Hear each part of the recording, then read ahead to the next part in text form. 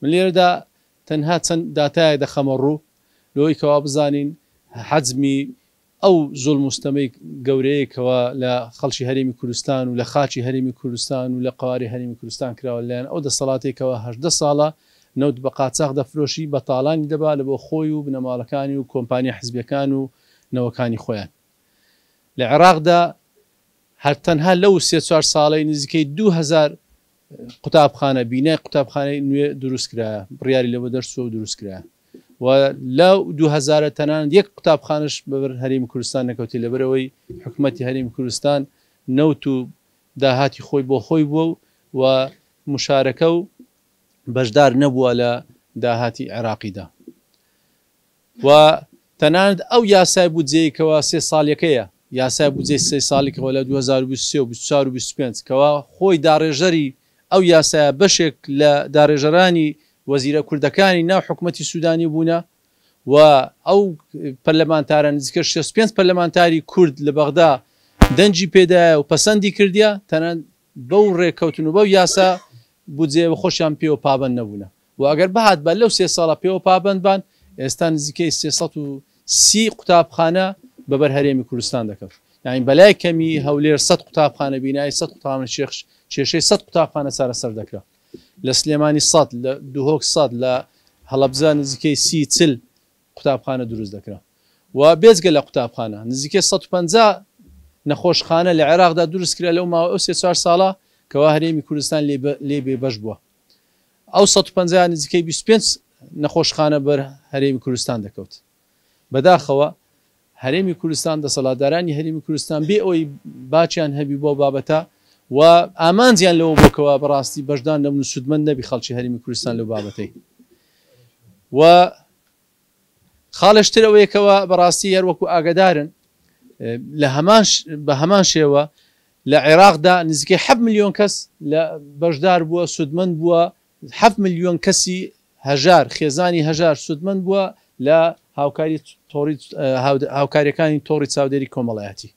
و لەوانە تەنها 72,000 کەس لە هەرێمی کوردستان سودمەند بووە و دەکات لە ستایشی ئەو 7 ملیۆنە و ئەگەر بەهات بە هەرێمی کوردستان پابەند بە بەو یاسای بودجەیەکەوە بە خۆی دایڕێشتیەوە خۆی پەسەندی کردیە ئەوە بەلای کەمی هەرێمی کوردستان نزیکەی لە ستا چواردەی ئەو 72,000 دەبوو کەوا ڕێژێشی زۆر دەکا و خەڵکی هەژار تێدا سودمەند دەبوو و لە عێراقدا لەو ماوەی ئەو 3-4 ساڵ نزیکە 3,5 ملیۆن خەڵک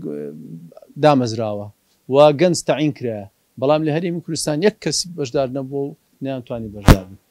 هەرێمی کوردستان بەڕاستی دابڕێنرا لە داهاتەکانی عێراق و سودمەند نەبووە لە شایستەدارایەکانی عێراق و ئەوەی کەوا تێدا سودمەند بووە تەنها دەسەڵاتدارانی هەرێمی کوردستان بۆچی تەمەشا دەکەی تەنها لە ماوەی ئەو 18 ساڵە نزیکەی 20 ملیار نزیکەی 2 ملیار بەرمیل نەوت فرۆشرایە بەلای کەمی 2 ملیار نەوت و نزیکەی 200 ملیار دلار داهاتی بووە و خەڵکی هەرێمی کوردستان تێدا سودمەند نەبووە ئەگەر بە شتێکی جوزئی و بە شتێکی لاوەشی تێدا سودمەند بیت بەڵام ئەوەی کەوا دەزانین لەو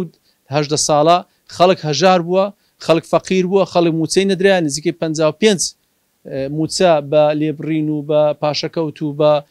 بە کاملی نەدرا بە فەرمانبەرانی هەرێمی کوردستان بەڵام لە مقابلی ئەوان چێ سودمەند بووە دەسەڵاتداران کۆمپانیەکان کۆمپانیا حیزبە دەسەڵاتەکان بنەماڵەکان کوڕەکانیان نەوەکانیان ئەوان تێدا سودمەند بوون و عێراق نزیکەی 50 ملیار دلاری بە قەرز وەرگرتیە لە بانکە نێودەوڵەتیەکان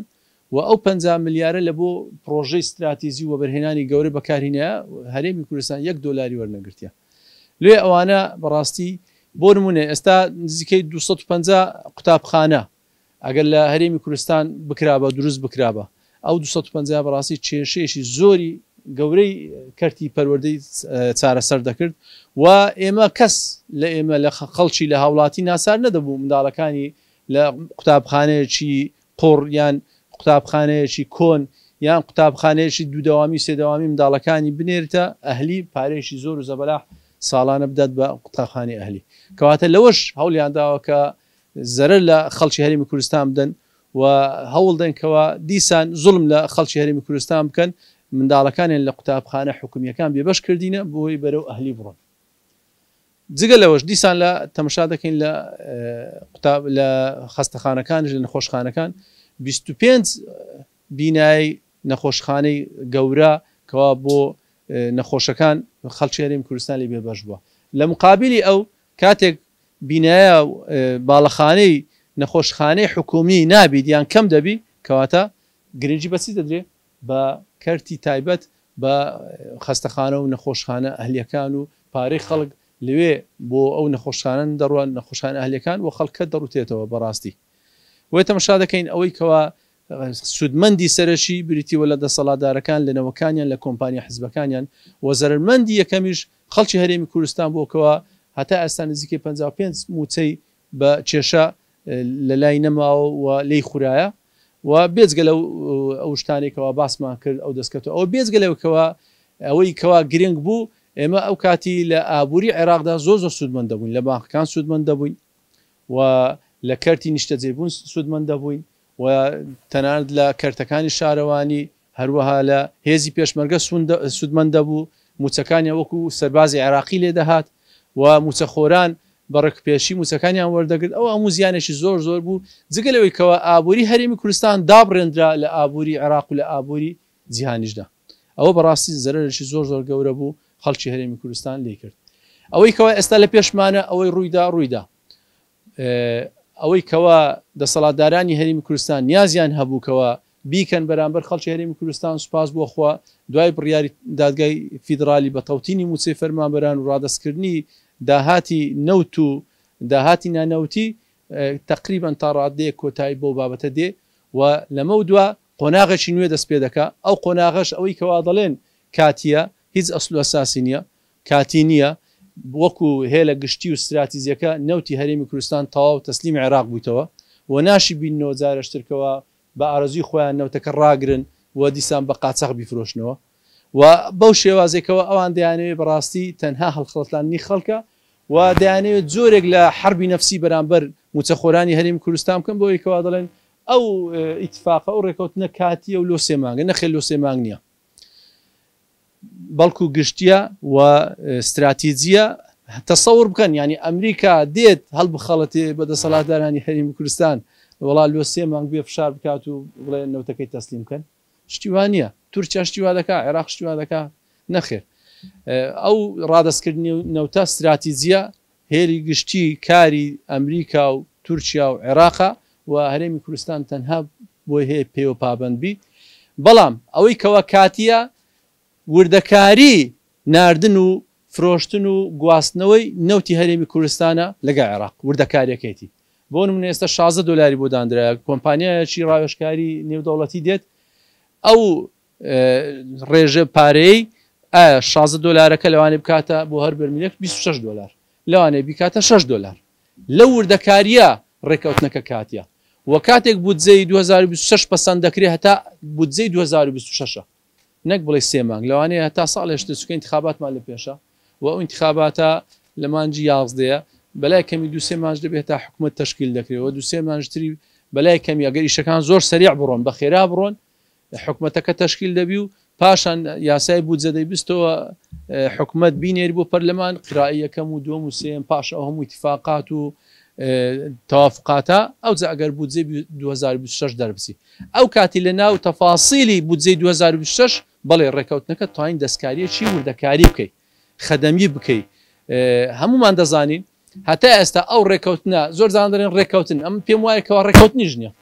تەنها ئیلتیزامکردنی دەسەڵاتدارانی هەرێمی کوردستان بە بڕیاری دادگای فیدرالی بڕیاری حکوومەتی عێراقی ئەگە بەبیرتان بێ لە ناوەڕاستی مانجی هەفت حکوومەتی عێراقی گوتی بەو شێوازە نەوتەکە ڕادەست دەکەن و مافەکان بەو شێوازە دەبیت و ئەمە نەوتەکە بۆ شێوە وەردەگرین و حکوومەتی هەرێمی کوردستانش دەبێ وا بکە هەتا ئێستا دیتان ڕێکەوتنێک لە نێوان وەرەقەیەکە بی وەرەقەی ڕێکەوتنی پێ بڵێن چکە هەروە ڕێکەوتن هەروە دەبی دوو تەرەفی یان سێ تەرەفە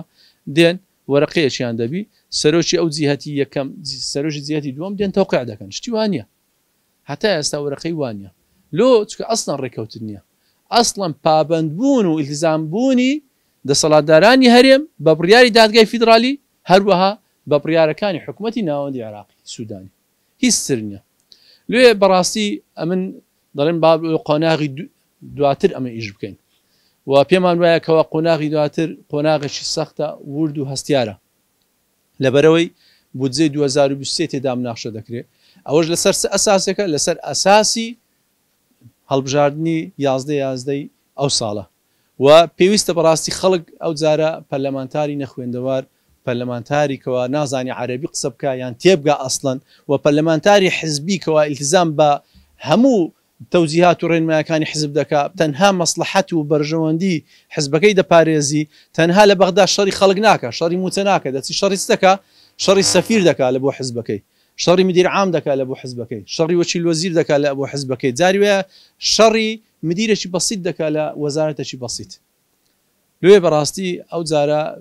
چارەنووسسازە ئەو هەڵبژاردنە و دەبێ خەڵکی تێگەیشتی دڵسۆز ئیشکەر خەمخۆر و خەڵکانێک بوون کەوا شارەزایان هەبی لە زمانی عەربی خەڵکانە هەبی کەوا ڕۆلیان هەبی علاقاتیان هەیە بتوانن گۆڕانکاری لە سیاسەتی ناو پەرلەمانی عێراق بکەن و بتوان بودجێ چاک بکەن کەوا بودجەکە لە خزمەتی خەڵکی هەرێمی کوردستان دابیت و دیفاعی لێ بکەن دیفاع لە خەون و خەمەکانی خەڵکی هەرێمی کوردستان بکەن نەک دیفاع لە بەرژەوەندی باڵاکانی حزبەکانی خۆیان بکەن لێ زۆر گرنگە پێم وایەکەوە ئەو جارە هەڵبژاردنەی چارەنووسسازە و لەو باوەڕدامەکەەوە خەڵک لەمە دوا زۆر واعی و تێگەیشتیە و دەزانی چێ بنێرتە لە پەرلەمانی عێراق دیفاعی لێ دەکا و پێی وایەکەوە چەندین ساڵە ئێستا بۆ منە بەس هەولێر تەمەشاکەن 16 ئەندام پەرلەمان لەسەر میلاکی هەولێرە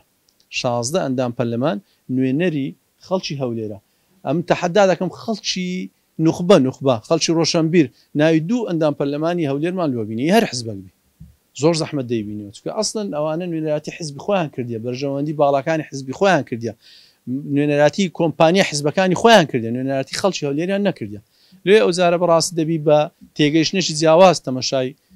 گۆڕانکاریەکان بکەین تەمەشای هەڵبژاردن بکەین تەمەشای هەڵبژاردننی ئەو کاندید و کەسانی کەوا دەینێرین بۆ باقی وە سوپاستان دەکەم